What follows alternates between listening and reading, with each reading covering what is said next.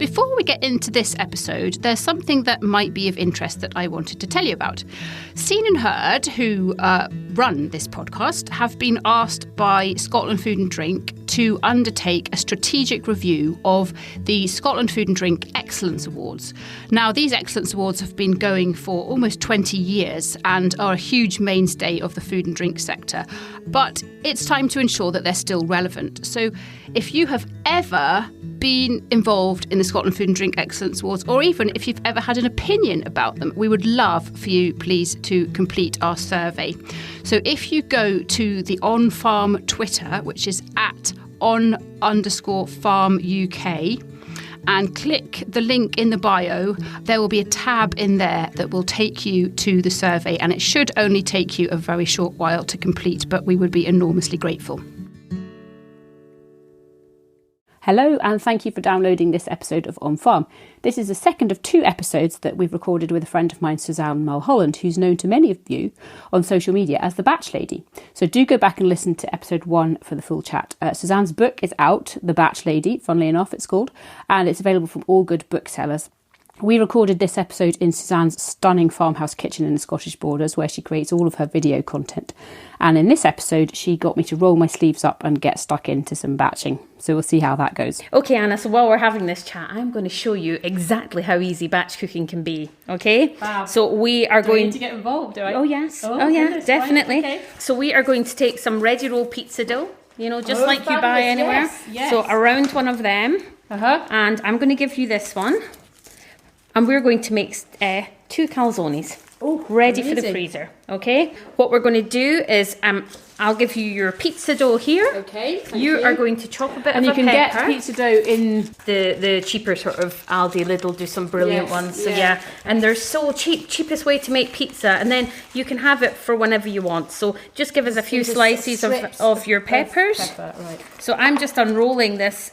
And it's really simple to make, so the kids will love this one. Now, what I do is usually show you how to make a savoury one, and then because you're in the mood and you're making it this way anyway, you can make a sweet one. Ooh, so the savoury one's going to be with pepperoni, mozzarella, and some peppers, and a jar of pizza sauce that I've actually made before, but you can just buy a jar of pizza sauce as well, so it's entirely up to you. Is the pizza sauce recipe in your book or on your website? It is. There's some really good sauce recipes in the back as well that you can make. So, yeah, that's fine. That's all we need. Yep. Now, if you want to do this even quicker, you can use frozen chopped peppers. Okay. Yes, I've seen them. So what you're going to do is just pour a bit of your pizza sauce on half, only on half of it, and you're going to do yours on half. Off you go. That's perfect. That's enough? Yep. You don't need too much. Then you're going to grab your pepperoni. So these are just pepperoni slices like you buy out at the supermarket, And you can put anything. You can put chicken, you can put anything you want at all. And you can just you could use a spoon, but we're just bunging it together. Just use the pepperoni slices like a little spoon to spread out the sauce. Okay. Then you're going to add your peppers in. So just grab some peppers. If your kids don't like peppers, you could add sweet corn. You can change it up to whatever you want, really. We're going to add let's add some green peppers in. Okay. You've got a lovely top on. I don't want to get it covered. Don't worry. Everybody always comments that I always wear a white shirt when I cook. Yes, that's quite brave. Yeah, it's because I have a white shirt thing going on. Do you know, it's blue jeans and a white shirt means I'm the batch lady. If I wear anything else, I feel like myself and I lose my confidence.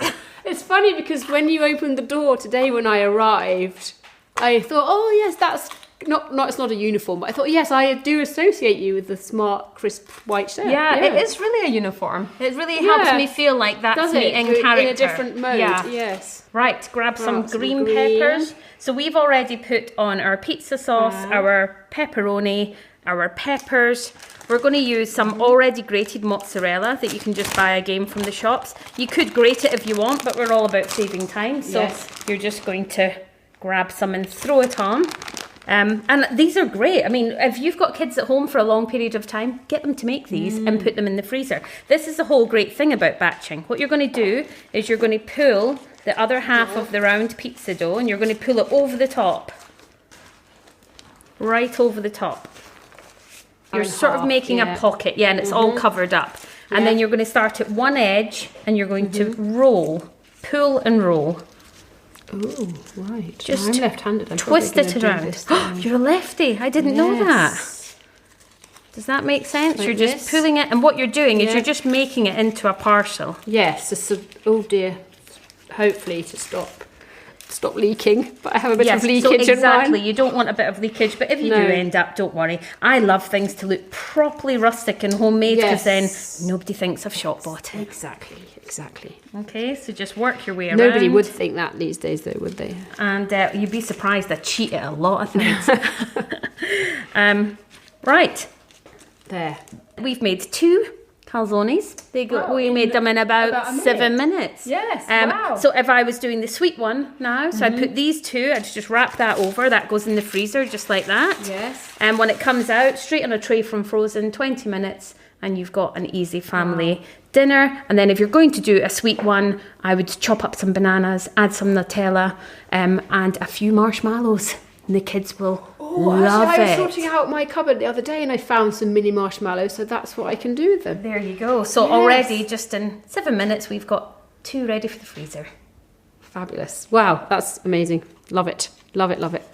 Most people have heard of you and are familiar with what you do, but for those who haven't, would you say your recipes are quite suitable for a beginner cook and somebody who does not consider themselves to be adept in the kitchen? Oh, without a doubt. Yeah, I mean, really, that's who my recipes are for. Really simple, basic, easy meals that you won't find lemongrass in any of my recipes. You know, they're all pretty bog standard, easy recipes. I do show you how to zhuzh them up. So for one pot dish, you can take out stuff for your kids and then you can zhuzh it up with some chili and fresh herbs. I know, I love zhuzhing. It's my new word. I want to get it in the dictionary. I'd love to hear, have you had many men get in touch with you about batch cooking? I do have about 5% of men, who follow me.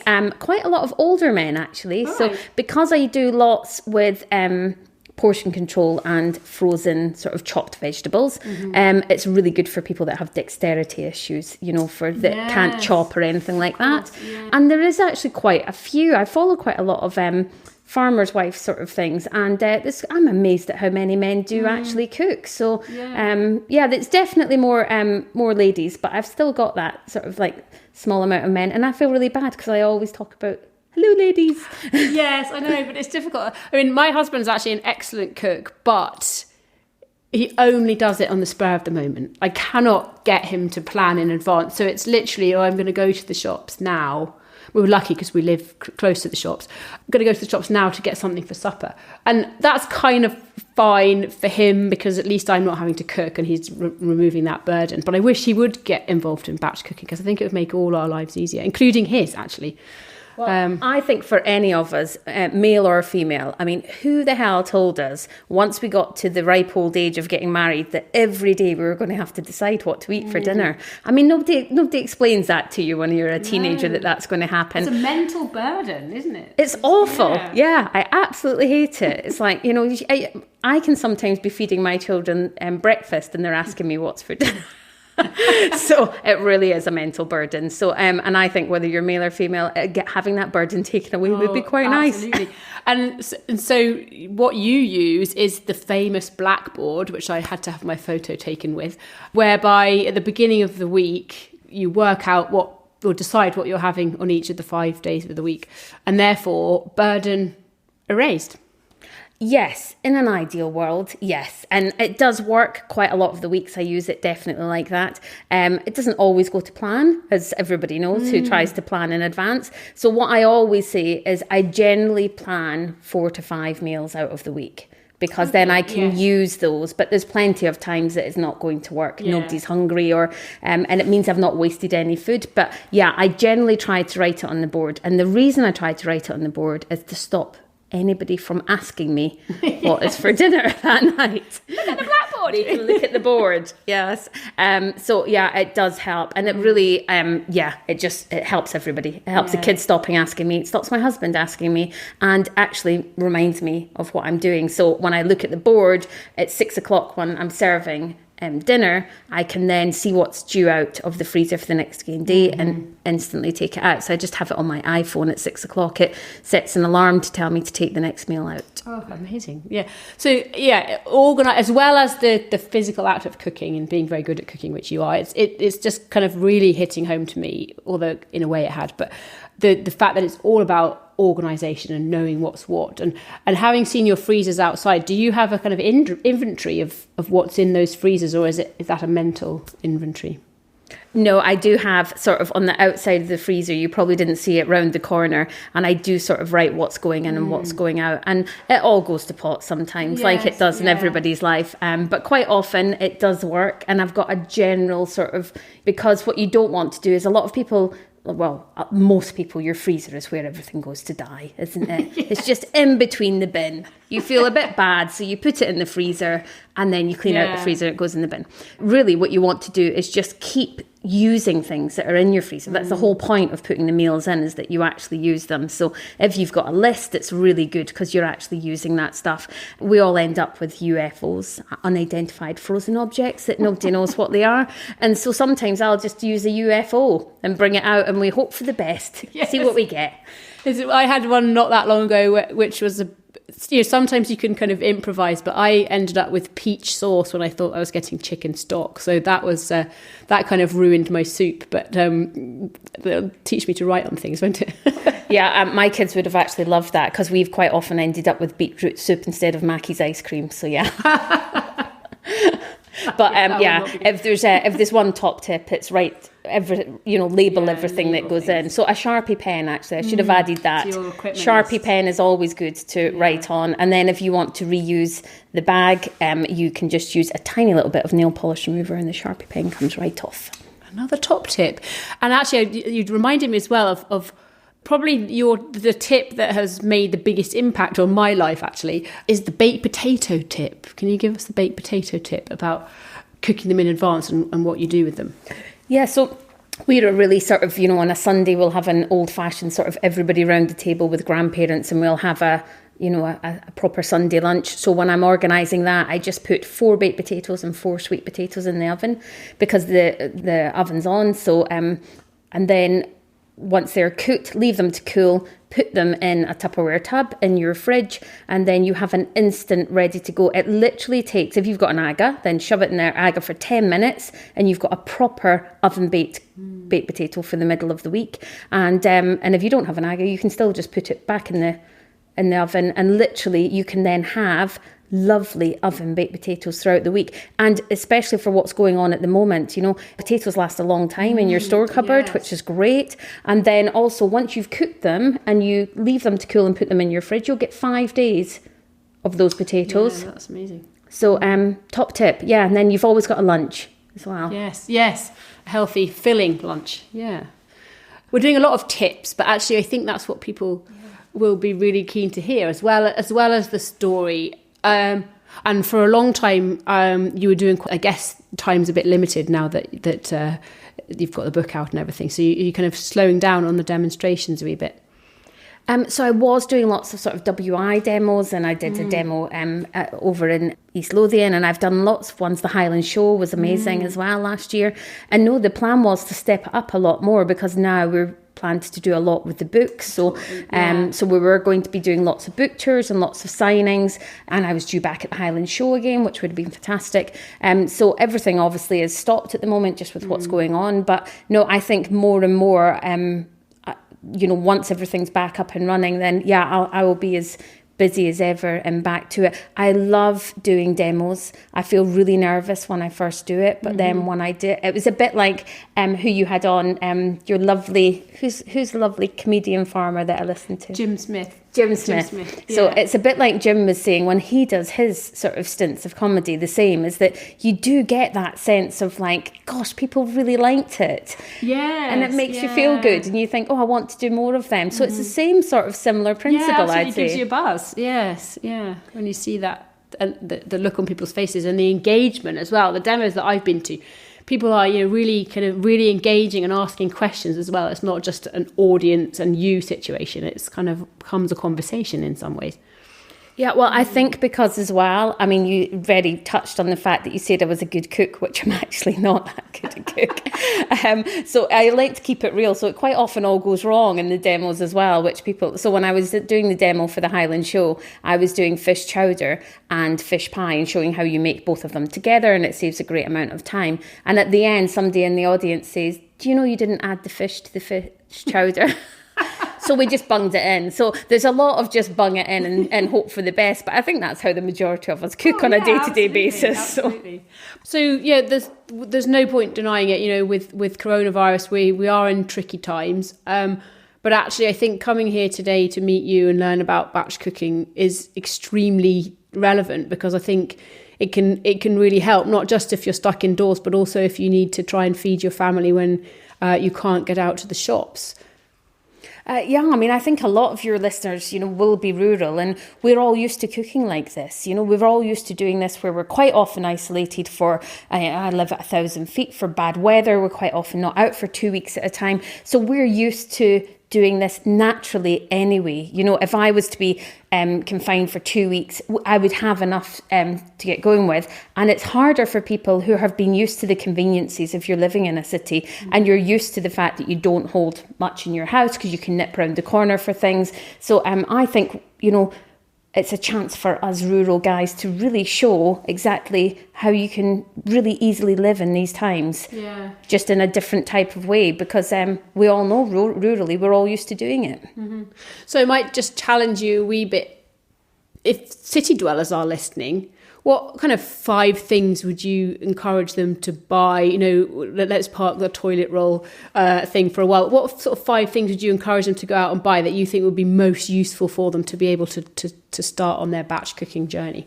I would say, without a doubt, get yourself some reusable sealable bags, because you've probably got a small freezer and you want to be able to open up the stuff that's in your freezer and repackage it rather than it being in the big boxes, and get it into a small amount of space possible so that you can use your freezer wisely. Get yourself some frozen fruit, some frozen veg, get yourself a pint of milk and some bread, and you've still got, that should take up 2 drawers, you've still got 1 whole drawer where you can start to get some proper full cooked meals in your freezer. So that is my top tip, is to make your freezer your friend.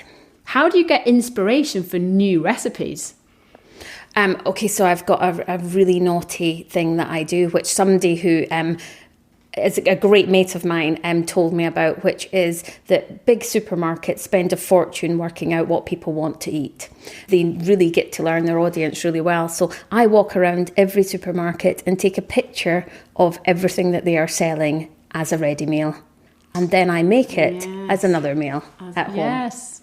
So, yeah, the most popular things are being created in a farmhouse kitchen in a, I would argue, more wholesome and delicious way. That's simple but amazing. Yeah, I just take the general concept of what it is that they're producing. Like. Yes. And I think for anybody that's got a small rural business, I would say look at what huge competitors are doing. You know, what are Marks and Spencer's doing, who are spending millions each year on working out what the consumer wants. And top tip is to go and buy their magazine that they give away free each month and see what they're doing for that month. Yes.